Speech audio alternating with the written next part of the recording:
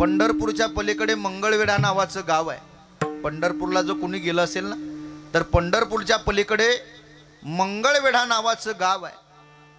त्या गावामध्ये संत कान्होपात्रा महाराज यांचा जन्म आहे। 16.5 वर्षाची कान्होपात्रा आहे।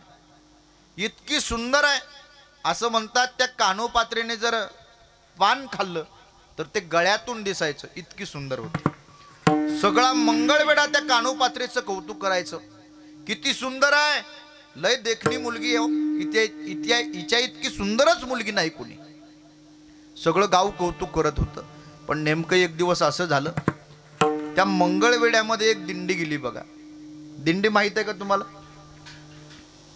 दिंडी मागून दिंडी आली, वाळवंटी भेटा भेट झाली। एक दिंडी त्या ठिकाणी गेली। ते वारकरी त्या कान्होपात्रेने पाहिलं ना, आपल्या आईला विचारलं बरं। त्या कान्होपात्रेचं दुर्भाग्य असं होतं, आई माहित होती हो, पण तिला बाप माहित नव्हता। लहानपणी तिचा बाप गेला होता, आणि बाप जाण्याचं दुःख, ज्याच्या घरातील बाप गेला ना दादानो, त्याला बाप जाण्याचं दुःख विचारा। मी बोलणारच आहे शेवटी। बाप जाण्याचं फार दुःख होतं। बाप न जाणे तत्वता, आई माहित होती। आईला विचारलं, आई हे कोण आहेत? तिने सांगितलं वारकरी। काय चालू आहे? कीर्तन चालू आहे। आई मी जाऊ का ग कीर्तनाला? आईने सांगितलं जा, पण पाठीमागं बस, पुढं नको बसू। कान्होपात्रा कीर्तनाला जाते, कीर्तन चालू होतं कीर्तनकार महाराजांचं, आणि कीर्तनामध्ये कीर्तनकार महाराज सांगतात, पंढरपूरच्या पांडुरंगा इतका देवा इतका सुंदर देव जगाच्या पाठीवर कुणी नाही। पण आजपर्यंत कान्होपात्रेने काय ऐकलं होतं? मीच सुंदर आहे, माझ्या इतकं कुणी सुंदर नाही।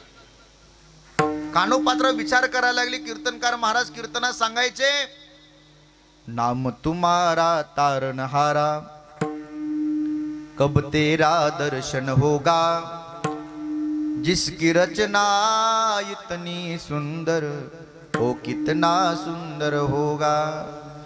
नाम तुम्हारा तारणहारा, कब तेरा दर्शन होगा, जिसकी रचना इतनी सुंदर, ओ कितना सुंदर होगा।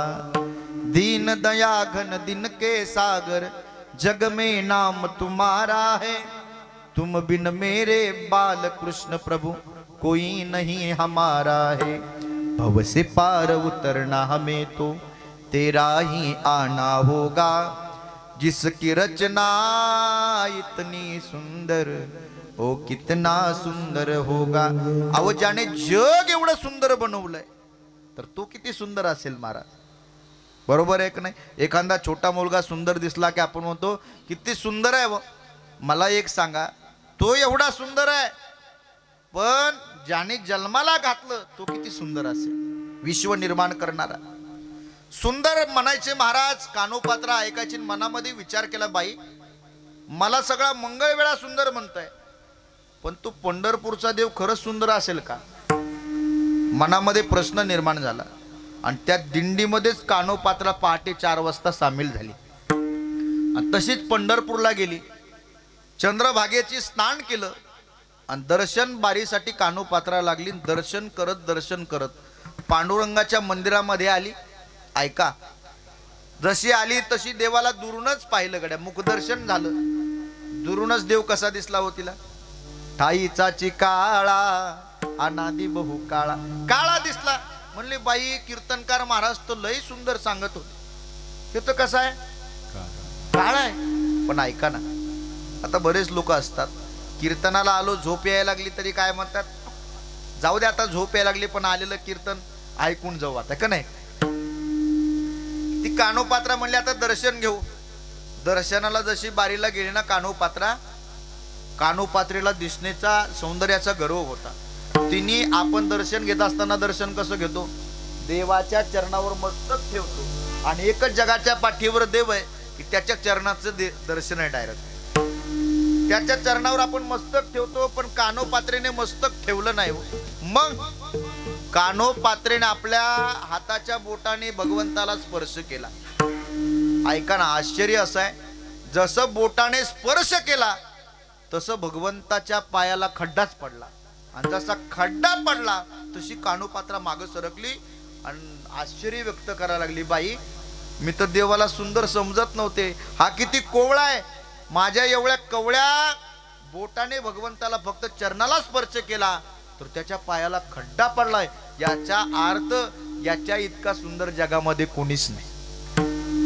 आश्चर्य असं झालं, कानोपात्रा दर्शन करून बाहेर आली बरं, आणि मंदिरामध्ये पांडुरंगाच्या ज्ञानोबारायांचं भजन चालू होतं। पंढरपूरचा निळा लावण्याचा पुतळा, विठू देखियला डोळा, बाई आणो वेधले वो मन तयाचे निगुणी, अनुन विसंबे हरी जगत्रय जीवा, वेधले वो मन तयाचे निगुणी, मृदु मधुर मधुर वाजवितो वेणू, सावळा नंदाचा नंदनू, सावळा नंदाचा नंदनू, मृदु मधुर मधुर वाजवितो वेणू, सत्यम ज्ञानमनंतम नित्यमनाकाशम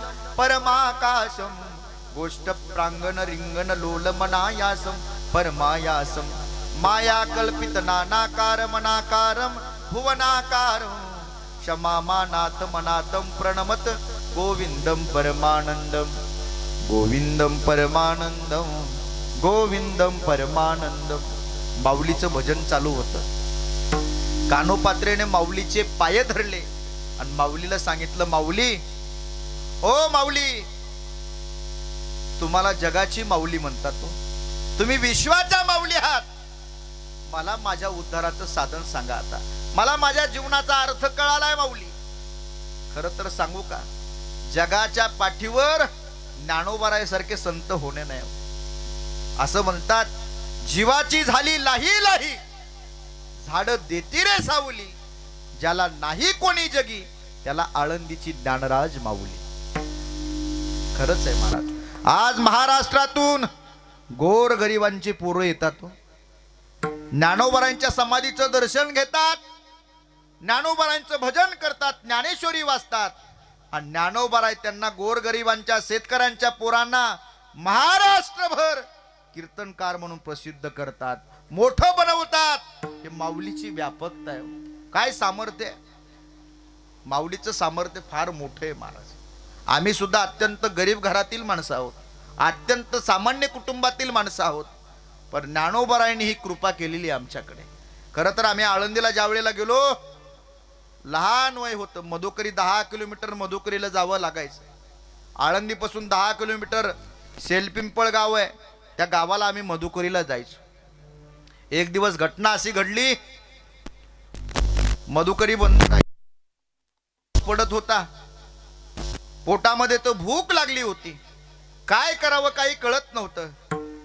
ज्ञानेश्वरी ग्रंथ हातामध्ये घेतला आणि ज्ञानोबारायांच्या मंदिरामध्ये आम्ही गेलो आणि ज्ञानोबारायांच्या समाधीचं दर्शन घेतलं आणि सांगितलं, माऊली तुम्ही माऊली आहात गड्या, आज माझ्या पोटामध्ये अन्नाचा कण नाही माऊली, तुम्ही जर या समाधीमध्ये असाल ना, संजीवन तुमची समाधी असेल ना माऊली, आणि खरंच तुम्ही या विश्वाचा सांभाळ करत असाल, अनाथावर कृपा करत असाल ना, मी सुद्धा तुमच्या समोर एक अनाथ करुणा भागतोय, आज माझ्या पोटाची चिंता मला नाही, तर आजच्या पोटाची चिंता तुम्हाला आहे माऊली। ज्ञानेश्वरीचं दर्शन घेतलं, ज्ञानोबारायांच्या समाधीचं दर्शन घेतलं, बाजूला आलो आजान वृक्षाच्या खाली, ज्ञानेश्वरी वाचत बसलो, 4-5 पान वाचले, पण मन काही लागत नव्हतं। माणसाच्या जर पोटामध्ये काही नसल ना, माणसाचं मन लागत नाही, कारण कथेची सामग्री आणि देह अवसानावर। ज्ञानेश्वरी आजान वृक्षाच्या खाली वाचत होतो, पण मन माझं लागत नव्हतं। माऊली अहो तुम्ही आहेत की नाही, मला संशय येतोय माऊली, माऊली तुम्ही आहात का नाही, मला खेद वाटतोय। रडत होतो, डोळ्यातून पाणी येत होतं, जीव व्याकुळ झाला होता भुकेने, पण माझ्या ज्ञानोबारायांची काय करुणा आहे महाराज, माझ्या ज्ञानोबारांचं काय अंतकरण आहे. एक 60 वर्षाची आजी आली आणि माझ्या जवळ येऊन म्हणाली, बाळा माझ्या घरी जेवायला येतो करे, पुरणपोळीचा स्वयंपाक केलाय, चल माझ्या घरी जेवायला. त्या म्हातारीने 5 वारकरी त्यापैकी मी एक वारकरी घेऊन आपल्या घरी जेवणासाठी केलं. आणि त्याच वेळेला मला कळालं गड्या, जगामध्ये जन्माला घालणारे आमचे माय बाप आहेत, पण माय बापाच्या नंतर आमचा सांभाळ करणारे कोण असतील तर ते आळंदीचे ज्ञानोबा आहेत. ज्ञानोबा आहेत.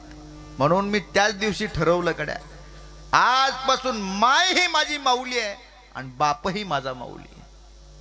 अर्थात संत एवढे व्याकुळ आहेत. त्या कानोपात्रेने पाय धरले आणि कानोपात्रेने सांगितलं, मला माऊली माझ्या जीवनाचा उद्धार करायचा आहे, काहीतरी उपाय सांगा.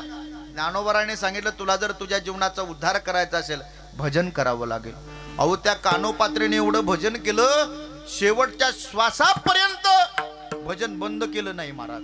अक्षरशः एका राजाने काही लोक पाठवले की या मुलीला आपल्या दरबारामध्ये घेऊन या. कानोपात्रेने म्हणले, नाही, माझ्या माऊलीने सांगितलंय मंदिर सोडून भजन कुठं करायचं नाही. धावत धावत पांडुरंगाच्या मंदिरामध्ये आली आणि पांडुरंगाच्या मंदिरामध्ये पांडुरंगाच्या चरणावर नतमस्तक झाली. आणि ऐका ना, पण केला होता, भजन करेल तर पांडुरंगाच्या मंदिरात करेल, दुसरीकडे भजन करणार नाही. पांडुरंगाच्या चरणाजवळ आली, पांडुरंगाच्या चरणावर मस्तक ठेवलं आणि मस्तक ठेवलं तसा आपला प्राणच पांडुरंगाच्या चरणावर समर्पित केला. बारी पुढे जात नाही. काय झालंय, कोण आहे तपासा. अंतिम कळालं, काय, एका वेश्येची पोरगी आहे. अरे पांडुरंगाच्या चरणावर हिने देह ठेवलाय, हिला बाजूला काढा. हिने मंदिर पवित्र केलं. पण एका अनंत शास्त्री नावाच्या ब्राह्मणाने सांगितलं, अरे वेडे झाले काय, शेवटच्या श्वासापर्यंत हिने भजन सोडलं नाही. वेडे आहेत का तुम्ही? शेवटच्या श्वासापर्यंत भगवंताचं भजन केलं आणि शेवटच्या श्वासापर्यंत भगवंताचे चरण सोडले नाही. याच्यापेक्षा भाग्यवान दुसरं कोण असू शकतं? हिला पंढरपूरच्या बाहेर नेऊ नका, हिला माझ्या उजव्या हाताला समाधी द्या. भगवंतांनी त्या अनंत शास्त्रीच्या स्वप्नामध्ये जाऊन सांगितलं. म्हणून आजही आपल्याला म्हणावं लागतं, एका वेशेची मुलगी भक्ती करून धन्य झाली, कानोपात्रेला देवानं मंदिरात जागा दिली. भक्ती पाहून भक्ताला आला भेटाया श्रीहरी, धनी मलाही दाखवाना विठुरायाची पंढरी. धन्य कानोपात्रा झाली भाग्याची, भेटी झाली ज्ञान देवाची. अर्थात त्या कानोपात्रेचा जन्म सार्थकी लागला. त्यालाच म्हणायचं, त्यांची सरली येरधार, त्यांची सरली येरधार, त्यांची सरली येरधार, त्यांची सरली येरधार. झाला सफल व्यापार, झाला सफल व्यापार, त्यांची सरली येरधार, त्यांची सरली येरधार. झाला सफल व्यापार, झाला सफल व्यापार, त्यांची सरली येरधार, त्यांची सरली येरधार. शेवटच्या श्वासापर्यंत ज्यांनी भजन केलं महाराज, भगवंतांनी त्यांची जन्म मरणाची येरझार चुकवली. अर्थात त्यांना अजरामर केलं. याला क्रांती म्हणायचं महाराज. जे कोणाला शक्य झालं नाही ते करून दाखवलं साधू संतांनी. आता